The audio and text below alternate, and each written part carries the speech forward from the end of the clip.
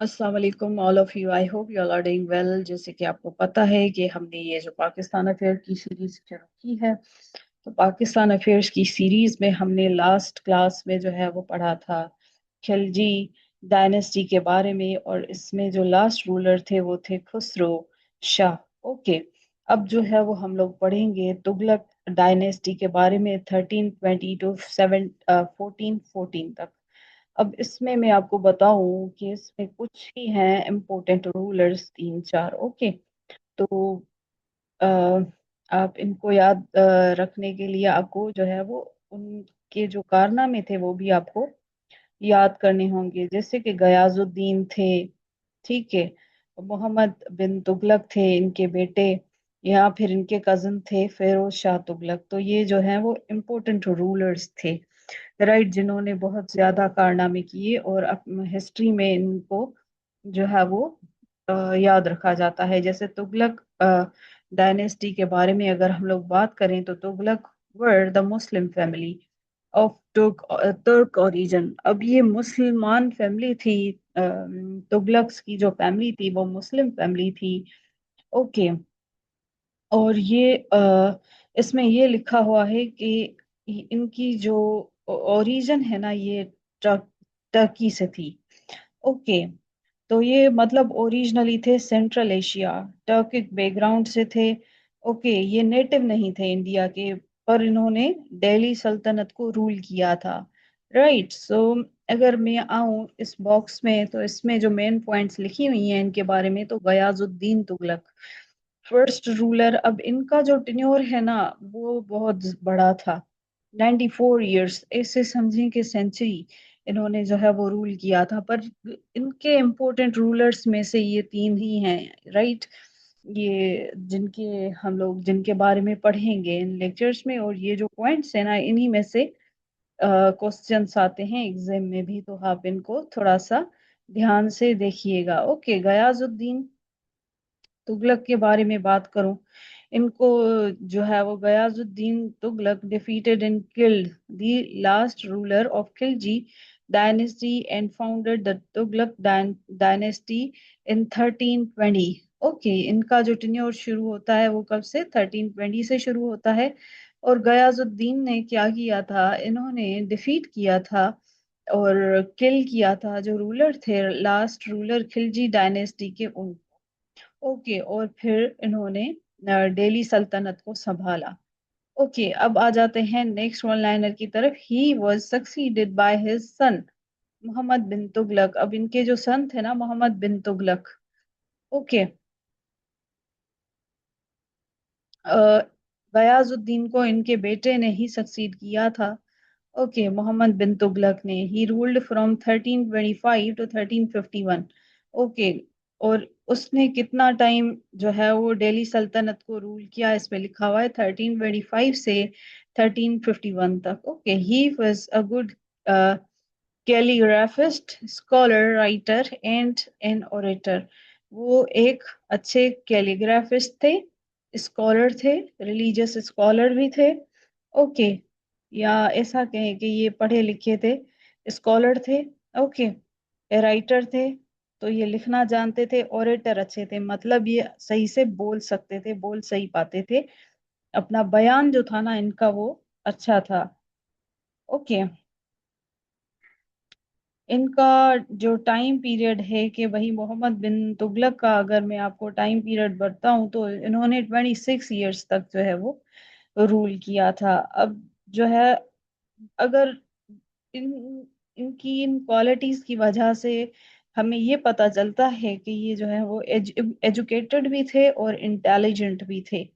It means he was brilliant in knowledge but not always practical in decisions. अगर हम लोग, मैं आपको बताऊंगी इनके बारे में तो आपको, आप यही जो है वो आपका भी कंक्लूजन सेम ही होगा कि ये इंटेलिजेंट तो थे बट अपने डिसीजंस थोड़े इनके जो है वो प्रैक्टिकल नहीं थे। वो क्यों, आगे हम पढ़ेंगे। अब इनको जो है मोहम्मद बिन तुगलक को इनके कजन फेरोज शाह ने सक्सीड किया था। Okay, was powerful ruler after Muhammad bin Tughlaq. और ये फिरोज शाह जो थे पावरफुल भी थे। He built new capital at Delhi and named named it Firozabad.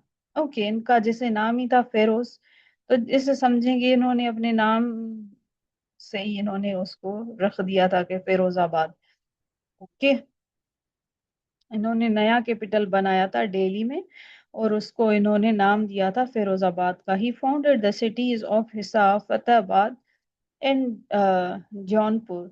Okay, इन्होंने सिटीज फाउंड फाउंड की थी, Fatehpur, Hisar and Jaunpur. Okay, after the death of Firoz Shah Tughlaq the Delhi Sultanate gradually declined. It means that इनके मतलब जाने के बाद, इनकी डेथ के बाद, after him weak rulers came. Okay, जितने भी रूलर्स आए वो वीक आए, तो इससे क्या हुआ, एम्पायर स्लोली बिकेम वीकर। अब इसमें लिखा हुआ है ना कि gradually decline, means it slowly became weaker. Okay, तो ये जो था इनके बारे में था इस बॉक्स में। आगे हम लोग पढ़ लेते हैं। ओके, अगर मैं ये बताऊं आपको, इसमें जो नेक्स्ट पॉइंट लिखी हुई है कि the dynasty reached its zenith between 1330 AD and 1335 AD when Muhammad bin Tughlaq led military campaign. Okay, इन्होंने लीड जब की मिलिट्री कैंपेन मोहम्मद बिन तुगलक ने, तो जीनत कहते हैं पीक को, एपेक्स को। ओके, हाईएस्ट पॉइंट कहते हैं जीनत को। तो this was the peak time of Tughlaq empire, जब इन्होंने तुगलक डायनेस्टी जो थी वो 1330 टू 1335 तक जो है वो मोहम्मद बिन तुगलक रूल कर रहे थे, लीड कर रहे थे अपनी कैंपेन्स। तो ये इनका पीक टाइम था। Okay, Tughlaqs provided three competent rulers, Ghiyasuddin Tughlaq, Muhammad bin Tughlaq and Firoz Shah Tughlaq. तो मैंने आपको अभी ये बताया कि इनके जो तीन तुगलक्स थे ना, वो बहुत ज्यादा इम्पोर्टेंट थे और इन्होंने काम भी किया। और इन्होंने जो है वो ये भी कोशिश की कि ये एक्सपेंड करें या स्ट्रेंथन करें एम्पायर को। ओके, अब तीन इम्पोर्टेंट रूलर्स का आप नाम जो है वो अपने जहन में रखिएगा। अभी जैसे हमने गयाजुद्दीन तुगलक के बारे में पढ़ा, अब इनके बेटे मोहम्मद बिन तुगलक के बारे में पढ़ेंगे। ओके, आगे हम लोग पढ़ते हैं गयाजुद्दीन तुगलक के बारे में। Okay, he was the founder of the Tughlaq dynasty. Ghiyasuddin जो थे वो फाउंडर थे तुगलक डायनेस्टी के बारे में। इसमें देखें, तुगलक डायनेस्टी के बारे में मैंने आपको बताया, थोड़ा सा इंट्रो दिया कि कैसे जो है वो पहले जो है वो गयाजुद्दीन आए, फिर मोहम्मद बिन तुगलक आए और फिर जो है वो फिरोज शाह आए। पर इसमें हम लोग स्पेसिफिक हो जाएंगे गयाजुद्दीन जो पहले रूलर थे उनके बारे में। ओके, तो उन्होंने क्या क्या किया था अपने टाइम में 1320 टू 1325 में। ही was the founder of Tughlaq dynasty. Okay, he gave more importance to postal arrangements, judicial, irrigation, agriculture, and police. Okay, he bought Bengal, Uttar, Atkala, and Orissa, and Warangal under his control. Okay, ये regions हैं basically। तो इन्होंने अपना rule start किया, right. उसके बाद क्या हुआ, उन्होंने फोकस किया एडमिनिस्ट्रेशन पे, पब्लिक वेलफेयर पे। ये सारी चीजें करके, postal arrangement, judicial, irrigation, agriculture, police, इन सबको ये जो है वो इन पे इन्होंने काम किया। ओके, इन्होंने काम किया ताकि ये इम्प्रूव कर सके सिस्टम को और हेल्प कर सके पीपल को रेगुलर बेसिस पे। ओके, आगे हम लोग देखें तो जैसे एरियाज इन्होंने कौन कौन सी जो है वो अपने कंट्रोल में की थी, तो ये बंगाल था, उड़ीसा था, जिसे उत्कला ये इन्होंने लिखा है, और वारंगल अंडर कंट्रोल किया इन्होंने अपने। ओके, ये एरियाज इन्होंने अपने कंट्रोल में लिए, राइट। आगे मैं अगर आपको बताऊं तो सिंपल वर्ड्स में, he worked on improving systems but help people in daily, ऐसा that help people in daily life. तो ऐसा सिस्टम इन्होंने इंट्रोड्यूस करवाया ताकि जो है वो हेल्प आउट कर सकें लोगों की जो परेशानियां उनमें आसानी कर सकें। The Mongol rulers who invaded North India were seized and confined by him. Okay, तो जो मैंगो लीडर्स थे ना, उन्होंने क्या किया था, Mongol leaders who invaded North India were seized and confined. अब इन्होंने जो जंग की थी ना, सिंपल वर्ड्स में मैं बताऊं तो इन्होंने जब जंग की जो मैंगोल्स थे उनके साथ, तो उन्होंने ना सिर्फ उनको हराया पर उनको जो है वो कन्फाइनमेंट में भी अपने रखा। मतलब उन्होंने उनको कैद भी किया, इम्प्रिजनमेंट भी उनको जो है वो किया। Right, Ghiyasuddin Tughlaq successfully controlled Mongol attacks and even captured their leaders. Right, आगे मैं अगर कहूँ तो ये कह सकते हैं कि he didn't just fight them but he controlled and imprisoned them. Right, confinement का मतलब ये होता है कि बंदी बनाना या अपने इम्प्रिजनमेंट करना या कन्फाइनमेंट में कंट्रोल करना। राइट, सिंपल वर्ड्स में कंट्रोल करना या इम्प्रिजनमेंट में रखना। Okay, on returning from Bengal he died in 1325 from the collapse of the wooden pavilion. Okay, जब वो वापस आ रहे थे ना, रिटर्न हो रहे थे, तो इनका जो है वो क्या एक अनफॉर्चुनेट एक इंसिडेंट हो गया था कि जिस वुडन पवेलियन पे ये बैठे थे ना, वो स्ट्रक्चर जो है वो कोलैप्स हुआ, तो ये भी नीचे गिरे और ऐसे इनकी डेथ हो गई थी। Okay, but some historians believe it was a conspiracy. Okay, काफी लोग ये भी मानते हैं कि ये जो थी वो एक मन घड़त और बाकायदा प्लानिंग के साथ ये जो है वो चीज हुई, और ये साजिश थी लोगों की कि इनको जो है वो ऐसे किल किया जाए। मोहम्मद बिन तुगलक की बात करें तो इनका असल नाम था जूना खान। ओके, मोहम्मद बिन तुगलक का असल नाम तो था Juna Khan. Succeeded his father in 1325 AD under the title of Muhammad bin Tughlaq. उन्होंने क्या किया, अपने फादर को सक्सीड किया under the title of Muhammad bin Tughlaq. Okay, और उन्होंने अपना नाम क्या रखा, टाइटल क्या रखा, मोहम्मद बिन तुगलक रखा। The sultan remain good maintained good relation with foreigners and receive an envoy from the Chinese ruler. Okay, अब इसमें ये कहा जा रहा है कि जो सिंपल वर्ड्स में अगर मैं कहूँ कि सुल्तान ने अच्छे रिलेशंस रखे थे जो फॉरेनर्स थे उनके साथ, और जो एनवॉय थे ना, चाइनीज रूलर्स या दूसरे जो फॉरेनर्स थे उनसे इनका रिलेशनशिप जो था वो अच्छा था। Right, okay, so I think you understand what I mean.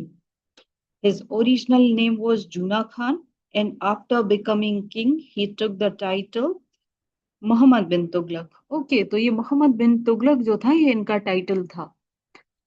The Sultan maintained good relations with foreigners and received an envoy from the Chinese rulers.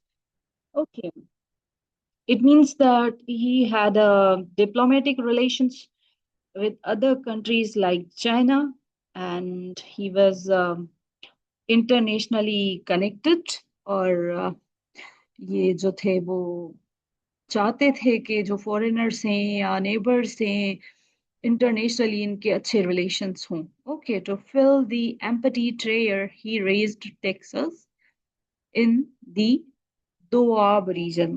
Right, Doab region का मतलब क्या होता है, वो ये एरिया होता है between two rivers. Okay, it means he increased taxes in fertile land. Are you getting my point? इसमें ये लिखा हुआ है कि अपने ट्रेयर को बढ़ाने के लिए, खजाने को बढ़ाने के लिए इन्होंने टैक्सेस रेज किए, और टैक्सेस किस पे लगाए, जो इरिगेटेड फर्टाइल लैंड था दोआब रीजन में, मतलब between the two rivers, area between the two rivers. So अब इससे मसला क्या हुआ कि this made farmers suffer and caused rebellion. Okay, इससे जो फार्मर्स थे वो ये होता था कि बागी हो गए और फार्मर्स सफर करने लगे, राइट। और आगे हम लोग पढ़ेंगे कि इन्होंने कैसे कॉपर करेंसी जो है वो इंट्रोड्यूस कराई और उससे प्रॉब्लम्स क्या आए, राइट। ओके, तो हमने ये जो है वो वन लाइनर किया कि इन्होंने अपने एम्प्टी ट्रेयर को फिल करने के लिए क्या किया था, दो आब जो था उस पे दो आब रीजन जो था उस पे इन्होंने टैक्स लगाया था, राइट। आगे जो है वो इन्होंने ये किया था कि okay, आगे अगर हम इनके बारे में पढ़ें तो इन्होंने इंट्रोड्यूस की थी कॉपर करेंसी।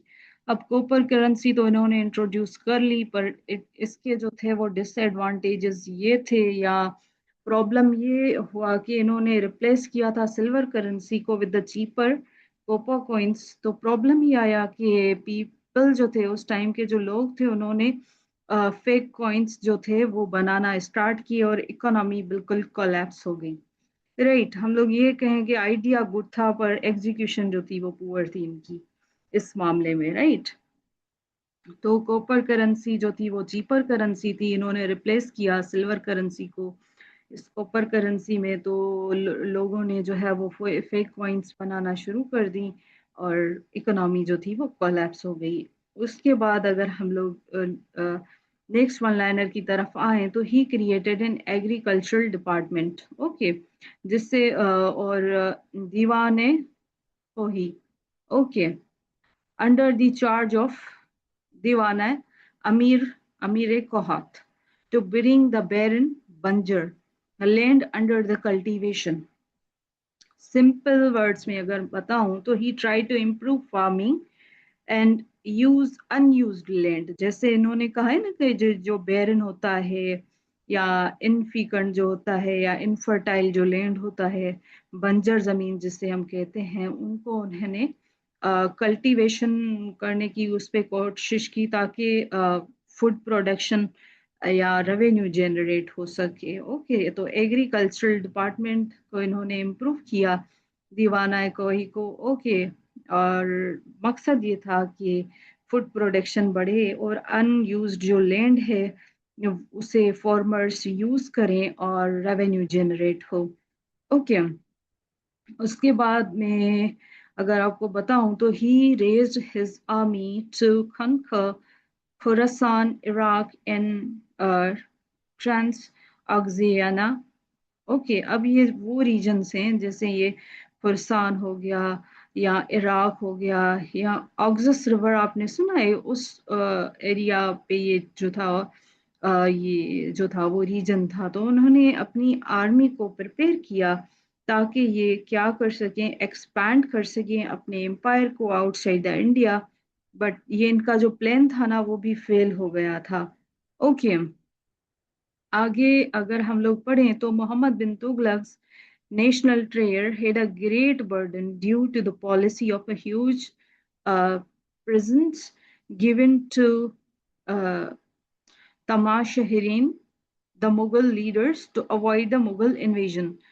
अब इसमें जो ये सिंपल वर्ड्स में मैं अगर बताऊं तो इन्होंने क्या किया था कि एक्सपेंसिव गिफ्ट्स देना शुरू कर दिए थे। जब मुगल्स मंगोल्स इन पे अटैक करते थे ना, तो एक्सपेंसिव गिफ्ट्स देके ये इनको जो है वो खुश करते थे ताकि जो है वो ये मैंगो लीडर्स की अटैक्स जो थे ना इनको अवॉइड कर सकें या मंगोल इन्वेजन को ये कम कर सकें। तो ही used money instead of war sometimes ना, राइट। तो इसमें बिल्कुल वही लिखा हुआ है कि Muhammad bin Tughlaq national treasure had a great burden due to the policy of a huge presents.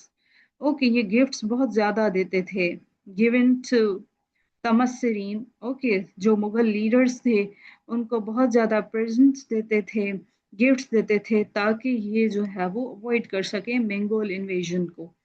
Next one liner की तरफ में आओ, उनके बारे में ये लिखा हुआ है कि Muhammad bin Tughlaq's domestic policies were good but due to the faulty implementation measures they failed. Right, ये बड़ी इंपॉर्टेंट पॉइंट है कि ये इंटेलिजेंट तो थे, एजुकेटेड तो थे, बट प्रैक्टिकल नहीं थे। सिंपल वर्ड्स में मैं बताऊं तो इनकी जो पॉलिसीज थी या ये जो चाह रहे थे, जो चीजें करना चाह रहे थे, वो फेल हो रही थी। राइट, इम्प्लीमेंटेशन नहीं होती है तो देखें, कोई भी पॉलिसी हो विदाउट इम्प्लीमेंटेशन हो तो वो काम की नहीं होती। तो जितनी इम्प्लीमेंटेशन जरूरी होती है उतना ही प्लानिंग जरूरी होती है। राइट, तो ये एक दूसरे पे डिपेंडेंट होती हैं। इंटेलिजेंट होना बट प्रैक्टिकल ना होना, ये इनका एक प्रॉब्लम था। In 1351 AD sultan was attacked with जो है वो fewer while chasing the rebels in Sindh and died near Thatta। अब इनकी जो डेथ हुई थी ना, ये रिबेल्स को चेज करते हुए हुई थी नियर ठटा। ये ठटा ठटा के मकाम पे, या ठटा जो सिटी है, इनको जो फीवर हुआ था या इलनेस की वजह से वाइल चेजिंग द रिबेल्स इनकी डेथ हो गई थी। अब फेरोज शाह के बारे में बताती हूँ मैं आपको। ये भी इनका बहुत ज़्यादा इम्पोर्टेंट रूलर है और इनके बारे में क्वेश्चंस इतने, जिसमें जितने भी डिस्कस किए गए हैं तो वो आते हैं। फिरोज शाह तुगलक 1351 टू 1388 तक इनका टेन्योर था, और अच्छा खासा टाइम इन्होंने जो है वो आ, लगाया, और अच्छा खासा इनको टाइम ला रूल करने का। क्योंकि इनका अगर तुगलक्स का टाइम पीरियड देखें ना, तो इन्होंने जो है वो 94 ईयर्स तक रूल किया है। मतलब it was a good time ना। तो इनके जो इम्पोर्टेंट रूलर्स हैं ये तीन हैं, उसके बाद जो थे वो वीक रूलर्स थे। तो हम लोग इनको पढ़ते हैं। फेरोज शाह तुगलक को in 1351 AD Feroz Tughlaq was the son of Ghiyasuddin Tughlaq. Okay, Feroz 1351 AD की बात है। फेरोज तुगलक जो थे वो सन थे गयाजुद्दीन तुगलक से यंगर ब्रदर। अब इनका जो छोटा भाई था ना गयाजुद्दीन का, उनके जो यंगर ब्रदर गयाजुद्दीन के थे, इनका ये बेटा था Feroz Tughlaq. Okay, he succeeded the throne. अब इन्होंने ये सक्सीड हुए, राइट, और ये रूलर बन गए। तो मैं ये कहूँ कि ये सेम ही फैमिली से थे। ओके, और इन्होंने टुक ओवर किया था आफ्टर मोहम्मद बिन तुगलक। राइट, अगर मैं नेक्स्ट वन लाइनर की तरफ आऊं तो he withdrew all the taccavi agricultural loans granted by Muhammad bin Tughlaq. अब ये जो वर्ड लिखा हुआ है ना तकावी लोन्स, इसका मतलब ये है कि एग्रीकल्चरल लोन्स की बात हो रही है। इन्होंने देखे इस अंडर ब्रैकेट ये चीजें लिखी भी हैं। Right, taccavi agricultural loans granted by Muhammad bin Tughlaq. जो मोहम्मद बिन तुगलक ने जो लोन्स दिए थे ना लोगों को, फार्मर्स को, तो वो क्या हो गए थे, कर्जदार हो गए थे, डेब्ट में आ गए थे। ओके, डेबिट इनका बहुत ज्यादा बढ़ गया था। So he removed their loans and he helped farmers financially. Right? Simple words पे इन्होंने कैंसिल कर दिया था all agricultural loans को। Right? He raised the salary of the revenue officers। अब ये देखें, ये जो सीएसएस करके आते हैं ना हमारे ऑफिसर्स, तो इनकी कंप्लेन ये होती है कि हमारी सैलरी बहुत कम है। अच्छा, ये तो खैर एक एक्सक्यूज है, पर या अ, तो फिर ये जो है वो करप्शन करना स्टार्ट करते हैं ये एक्सक्यूज देके। तो इन्होंने एक स्ट्रेटेजी दी थी जो बड़ी यूजफुल थी, और इनकी पॉलिसीज जो हैं वो बहुत ज्यादा जो है वो इफेक्टिव थी। So to reduce corruption and improve administration he increased salaries of revenue officers. Right, revenue officers की इन्होंने सैलरीज इंक्रीज की ताकि जो है वो करप्शन ये रोक सके। Okay, he brought to an end to all the unlawful and unjust taxes। अब इन्होंने क्या किया, कैंसिल कर दिए जितने भी इनको लगे ना ये अनलॉफुल जो है वो अनजस्ट अनफेयर टैक्सेस हैं, ओके, जो लोगों पे लगाए गए हैं उनको इन्होंने रिमूव कर दिया. He removed the extra taxes. Okay, unfair, that were unfair to people, right? He constructed wells, bridges, dams, and also dug many irrigation canals. Okay, अब इन्होंने क्या क्या किया? इन्होंने कंस्ट्रक्ट करवाए wells, bridges, dams, and also brought many irrigation canals. Okay, irrigation canals भी इन्होंने बनवाए. Right. So he removed the extra taxes that were unfair to people and also focused on public welfare and development. ये सारे public welfare के काम हैं जो इन्होंने किए हैं. Wells बनवाना, bridges बनवाना, dams बनवाना, right, irrigation canals बनवाना. This shows that he was a good ruler, right? He levied jizya on the Brahmins. अब Brahmins जो थे ना, Brahmins, right? या टैक्स इन्होंने इम्पोज किया, हम कहेंगे नॉन मुस्लिम्स पे. ओके, जिन जो प्रीवियस रूलर्स के टाइम पे दे वर एग्जम्प्टेड, राइट, इनसे जो है वो टैक्स नहीं लिया जाता था. बट इनके टाइम पीरियड में इन्होंने जिजिया जो है वो लगाया, टैक्स लगाया इन पे, ब्राह्मण्स पे, राइट. और आगे हम लोग पढ़ें तो ही इस्टेब्लिश्ड हॉस्पिटल्स, दारुल शफा. इन्होंने क्या किया है? इस्टेब्लिश करवाया दारुल शफा. ओके, मैरिज ब्यूरो, जिसे ये कह रहे थे दीवाना खैरात. Okay, and employment bureau. अब ये देखें, सारे जो इन्होंने काम करवाए ना वो बड़े अच्छे थे सोसाइटी के लिए, राइट. जैसे हॉस्पिटल्स बनवाना, मैरिज ब्यूरो बनवाना, एम्प्लॉयमेंट ब्यूरो बनवाना, तो ये क्या है? वेलफेयर ऑफ द सोसाइटी के लिए, welfare of the people. These are the good initiatives, right? He also established Diwana is Tibkak to give financial aid to the poor. Okay. अब ये जो है वो डिफरेंट जो है वो वर्ड्स यूज किए गए हैं. खिरात यूज किया गया है मैरिज ब्यूरो के लिए, right. One second.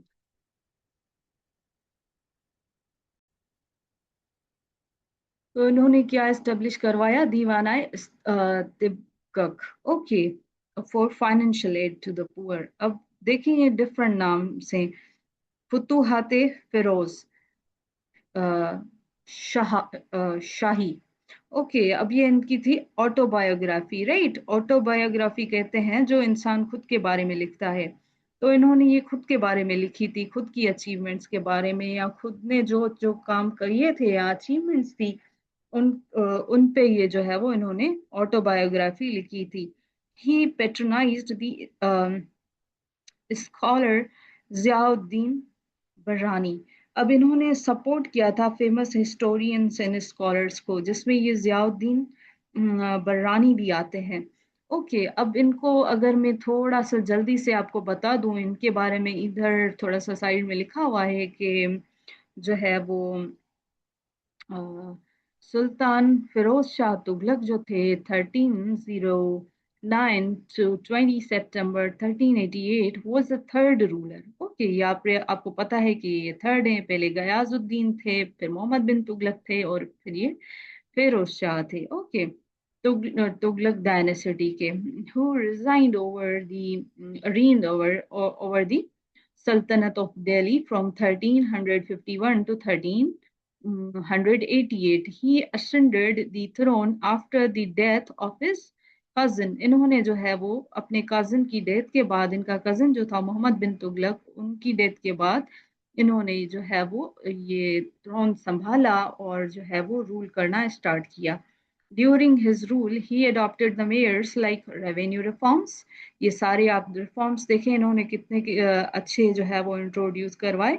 Revenue reforms लाए इन्होंने, इरिगेशन वर्क किया इन्होंने, चैरिटेबल प्रोग्राम्स इन्होंने इंट्रोड्यूस करवाए, इन पब्लिक वर्क्स पे इन्होंने काम किया. राइट, ये जैसे मैंने आपको बताया था कि इन्होंने हॉस्पिटल्स बनवाए, मैरिज ब्यूरो बनवाया, एम्प्लॉयमेंट ब्यूरो बनवाया, ओके, इरिगेशन कैनाल्स बनवाए, wells, bridges, dams, etcetera. Okay, taxes जो थे वो ब्राह्मण्स पे लगाए, और जो कॉमर्स पे टैक्सेस थे, अनफेयर टैक्सेस, वो इन्होंने रिमूव करवाए। अब उन्होंने अपनी ऑटोबायोग्राफी भी लिखी, एक बुक, ओके। और इन्होंने गरीबों को जो है वो फाइनेंशियली सपोर्ट किया, which won praise from various scholars, okay। और इनको जो है वो बहुत ज्यादा प्रेज भी मिली। He also gave imperative concessions to the Islamic scholars. He was the one who started the imposition of the jizya. He was the one, okay, जिसने जो है वो जिजिया इंट्रोड्यूस करवाया था। ओके, अब आ जाते हैं थोड़ा सा नीचे। During his reign, several Sanskrit books on medicine, science and arts were translated into the Persian. Okay, इनके टाइम पे क्या हुआ था कि इन्होंने बेसिकली डिफरेंट जो थे ना, हम कहें कि बुक्स जो होते थे, राइट, जैसे कि ये नॉलेजेबल तो थे, तो उन्होंने प्रोमोट किया नॉलेज को। ओके, ट्रांसलेट करवाया संस्कृत बुक्स को इनटू द पर्शियन लैंग्वेज, ताकि ये लर्निंग को इनकरेज कर सकें। और जैसे कि ट्रांसलेट करना जो था वो इन चीज़ों को इंडियन नॉलेज में, लाइक पर्शियन में ट्रांसलेट करवाना इसलिए था कि ये जो है वो इंडिया के जो लोग थे ना, लोकल पीपल, उनकी जो लोकल लैंग्वेज है उसमें ये चीज़ों को अंडरस्टैंड कर सकें। ओके, आगे मैं आऊँ तो इसमें लिखा हुआ है कि the successors of the Feroz were not very strong and competent. तो बिल्कुल ये दुरुस्त है कि इनके बाद जो लोग आए ना, इनके सक्सेसर्स, वो कॉम्पिटेंट नहीं थे, स्ट्रॉन्ग नहीं थे। ओके, इनकी डेथ के बाद जो रूलर्स आए वो वीक थे, अनेबल थे कि वो कंट्रोल कर सकें। Okay, right, right. तो सिंपल वर्ड्स में कहें तो ये स्ट्रॉन्ग तो थी इनकी लीडरशिप, बट इनके बाद जो रूलर्स आए वो वीक थे। ओके, तो या आगे मैं अगर इनके बारे में बताऊं तो by the end of 14th century most of the territories became independent. Okay, 14th century के बाद जो मोस्ट ऑफ द टेरिटरीज थी वो क्या हो गई थी, इंडिपेंडेंट हो गई थी। Okay, different regions broke away and started ruling themselves. Independent का मतलब ये हुआ, right? टेरिटरीज जो थी वो डिफरेंट रीजन्स में जो है वो ब्रोक अवे हो गई and started ruling themselves. The central part became weak, so provinces became independent. Right. Taimur's invasion took place during the Tughlaq period. अब जो तैमूर आए थे ना, तैमूर के बारे में जो है वो बहुत ज्यादा ये फेमस है कि तैमूर ने अटैक किया था जो है वो इंडिया को। ओके, ये इन्वेजन जो थी ना, this invasion gave a final blow to already weak Tughlaq empire. Right, इनके बारे में तैमूर लंगड़ा इनका जो था वो, या लैम तैमूर, इन्होंने जितना कत्लेआम किया वो हम जो है वो नेक्स्ट क्लास में पढ़ेंगे। तो ये जो है वो इनकी टाइमलाइन है कि गयाजुद्दीन आए, मोहम्मद बिन तुगलक आए और फिरोज शाह आए। उसके बाद ये देखें ये सारे वीक रूलर्स थे, राइट। अब ये था तैमूर इन्वेजन, वो हम लोग जो है वो करेंगे नेक्स्ट क्लास में, राइट। तो एक रिक्वेस्ट ये है कि अगर आप मेरे चैनल पे न्यू हैं और आपको जो है वो अगर सीखने को मिला हो तो प्लीज़ लाइक, कमेंट और सब्सक्राइब करना मत भूलिएगा, क्योंकि ये हमें भी मोटिवेटेड रखता है। थैंक यू सो मच, अपना बहुत सारा ख्याल रखिएगा। अल्लाह हाफिज, टेक केयर।